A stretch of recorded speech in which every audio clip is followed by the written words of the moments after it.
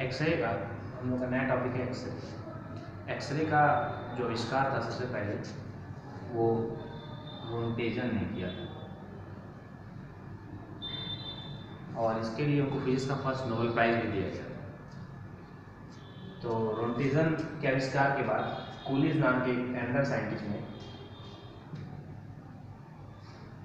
एक Coolidge tube का आविष्कार किया जिसके हेल्प से वो एक्सरे का प्रोडक्शन ईजिली कर सकते। तो इसमें बेसिक कॉन्सेप्ट क्या था कूलिज का कि जैसे इसमें एक इलेक्ट्रॉन, ये फिलामेंट है जो इलेक्ट्रॉन को इमिट करेगा आफ्टर गिविंग सम पोटेंशियल, ये पॉजिटिव या नेगेटिव, और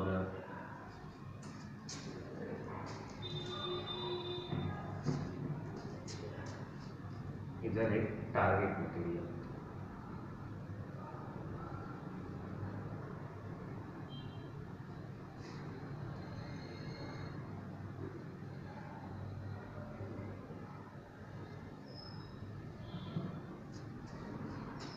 ये यहाँ से इलेक्ट्रॉन इमिट होंगे, इलेक्ट्रॉन निकलेंगे सम काइनेटिक एनर्जी के साथ,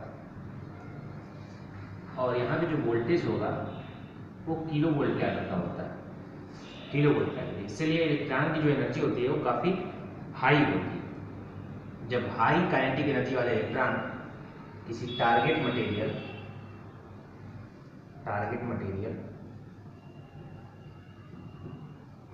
मोलिब्डेनम है और टंगस्टन है, इनसे जब टकराते हैं या इनसे टकराएंगे तो टकराने के बाद क्या होता है, यहाँ से इमिशन होता है एक्सरे फोटॉन का। ये एक्सरेज निकलता है, मतलब यहाँ से क्या हो रहा है, हम फिलामेंट की वजह से इसको हीट कर रहे हैं, वहाँ से इलेक्ट्रॉन निकल रहा है और इलेक्ट्रॉन जाके टारगेट मटेरियल पे इंसिडेंट हो रहा है। हाई काइनेटिक एनर्जी वाले इलेक्ट्रॉन जब यहाँ पे जा रहे हैं तो यहाँ पे रिजल्टेंट इफेक्ट क्या है, एक्सरे का प्रोडक्शन। और यहाँ पे इस मटेरियल को कूल करने के लिए हम कूलिंग अरेंजमेंट भी लगा देते हैं। कूलिंग अरेंजमेंट यहाँ से समथिंग वाटर या किसी और चीज़ की, और यहाँ से कूल वाटर भेजते हैं यहाँ से, और इसकी हीटिंग को नॉर्मल करते हैं। तो ये एक्सरे का प्रोडक्शन हुआ। और जो एक्सरे यहाँ से इमिट होती है, यहाँ से जो एक्सरे इमिट हो रही है वो 1 एंगस्ट्रॉम से लेके 100 एंगस्ट्रॉम के आगे की होती है। ठीक, तो नेक्स्ट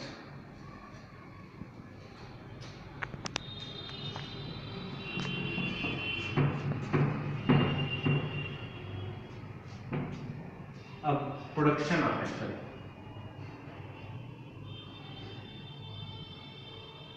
प्रोडक्शन तो दो टाइप के एक्सरे का प्रोडक्शन होता है यहाँ पे, x ray spectrum, production of x ray spectrum. First is continuous spectrum,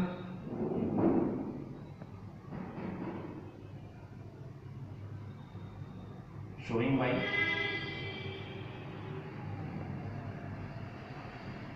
continuous x ray, और दूसरा है कैरेक्टरिस्टिक एक्सरे स्पेक्ट्रम। ये दो आपके एक्सरे स्पेक्ट्रम मिलते हैं।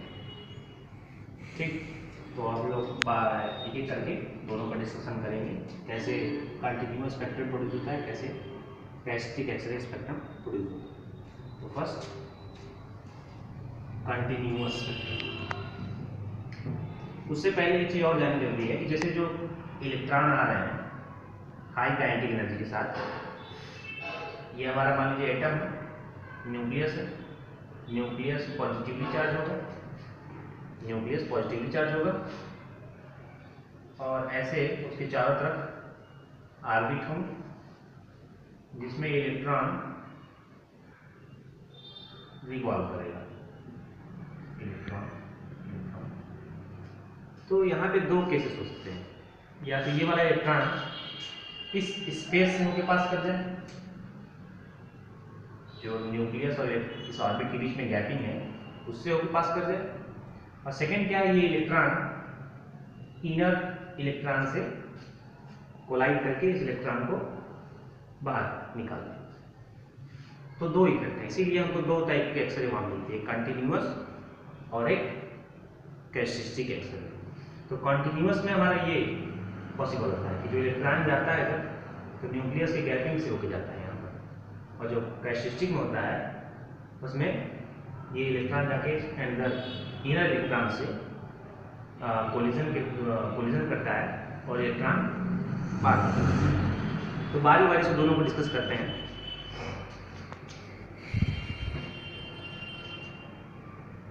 कंटिन्यूअस एक्सरे,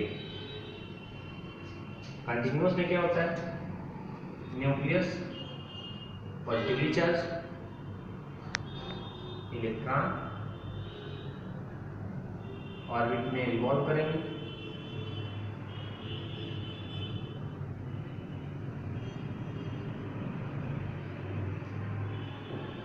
तो ये जो इलेक्ट्रॉन आ रहा है, यहाँ ढेर सारे इलेक्ट्रॉन है, हम एक इलेक्ट्रॉन यहाँ पे ले रहे हैं, ये इलेक्ट्रॉन आ रहा है सपोज, तो ये जैसे यहाँ से पास कर गया, तो यहाँ से पास करने के बाद क्या होगा, ये इलेक्ट्रॉन नेगेटिवली चार्ज और न्यूक्लियस पॉजिटिवली चार्ज, तो वहाँ पे क्या काम करेगा, अट्रैक्शन, फोर्स ऑफ अट्रैक्शन काम करेगा। तो इलेक्ट्रॉन की स्पीड इसीलिए क्या हो जाएगी, स्लोअर। अगर इलेक्ट्रॉन जितना न्यूक्लियस के पास है उतनी तेजी से स्पीड स्लो होगा। मतलब ये है कि अगर कोई अनदर इलेक्ट्रॉन है, अगर यहाँ से अगर सपोज पास करता है तो उसकी जो वेलोसिटी है वो इसके कंपेरिजन में धीरे से चेंज होगी, क्योंकि उस पर फोर्स ऑफ अट्रैक्शन न्यूक्लियस का कम होगा। जैसे जैसे डिस्टेंस बढ़ती चली जाएगी फोर्स ऑफ अट्रैक्शन और कम होता चला जाएगा, और इस वाले में सबसे कम। तो इस तरीके से मतलब गैपिंग से पास कर रहे हैं यहाँ पे इलेक्ट्रॉन। तो यहाँ वाला इलेक्ट्रॉन देख रहे हैं, इसमें जो है वेलोसिटी इसकी सबसे ज़्यादा चेंज होगी। तो हम लोग जानते हैं कि जो भी चार्ज पार्टिकल होते हैं, चार्ज पार्टिकल वो जब डीएसेलेरेट होते हैं तो वो रेडिएशन इमिट करेंगे। तो ये चार्ज पार्टिकल है इलेक्ट्रॉन, जब यहाँ से पास करेगा तो यहाँ पे रेडिएशन इमिट करेगा, ठीक। इसी तरीके से यहाँ वाला इलेक्ट्रॉन अगर पास करता है तो यहाँ से भी रेडिएशन इमिट होगी, क्योंकि इसकी भी स्पीड स्लो होगी, डीएसेलेरेशन होगा, यहाँ वाले में भी होगा। तो यहाँ से और यहाँ वाला जो पास करेगा उस पर न्यूक्लियस लगभग कोई इफेक्ट नहीं डालेगा, मतलब उसकी एनर्जी क्या होगी, अनचेंज। तो यहाँ वाला जो इलेक्ट्रॉन है इसकी एनर्जी मैक्सिमम चेंज हो रही है। तो ये वाला जो हमको फोटॉन मिलेगा उसकी एनर्जी क्या होगी, मैक्सिमम। फिर ऐसे ये वाला होगा, उसकी एनर्जी उससे कम, इसकी एनर्जी इस वाले फोटॉन से कम और इससे भी कम, और ये जो लास्ट वाला फोटॉन होगा इसकी एनर्जी सबसे जीरो। मतलब हम लोग की एनर्जी वेरिएशन कहाँ से कहाँ तक हो रहा है, ई मैक्सिमम। सपोज अगर इस फोटॉन की एनर्जी ई मैक्सिमम मान लेते हैं तो जो इससे फोटॉन और से फोटॉन होंगे उसकी एनर्जी इन सबसे हमेशा इससे क्या होगी, हमेशा कम होगी, और यहाँ वाले की लगभग जीरो होगी। इसका मतलब हमको एक रेंज मिल गया कि जो भी फोटॉन आ रहे हैं उनका रेंज क्या है, ई मैक्सिमम टू जीरो। मतलब इतनी एनर्जी के हमको फोटॉन यहाँ से मिल रहा है। तो इसीलिए हम लोग उसको कंटिन्यूअस एक्सरे बोलते हैं। मतलब यहाँ से जो भी एक्सरे निकलेंगे उनकी एनर्जी ई मैक्सिमम से लेकर जीरो के बीच में कुछ भी हो सकती है, ठीक। उसके बाद अब हमको इस एनर्जी को कैलकुलेट करना है कि ये ई मैक्सिमम होगा कितना। तो ई मैक्सिमम हम लोग जानते हैं कि किसी भी फोटॉन की जो एनर्जी होती है by Planck is given h nu maximum. मतलब जो भी फोटॉन होगा अगर उसकी एनर्जी ई है तो फ्रीक्वेंसी के प्रोपोर्शनल होती है, ठीक। तो यहाँ वाली जो फ्रीक्वेंसी ई मैक्सिमम है इसलिए न्यू मैक्सिमम मिलती है। तो यहाँ से न्यू ई मैक्सिमम वैल्यू कितनी, ये equation number 1 h new max. और यहाँ पे आप लोग जो अरेंजमेंट देखे होंगे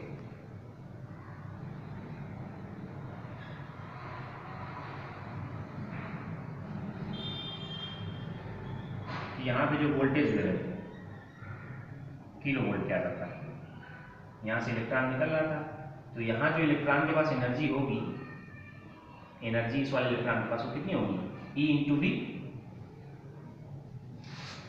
E इंटू बी होगी।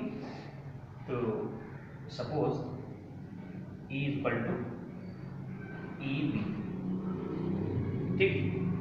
इक्वेशन नंबर 2, यहाँ से न्यू मैक्सिमम वैल्यू कितनी हो जाएगी इक्वेशन नंबर 1 से, फ्रॉम 1 न्यू में E maximum equal to H C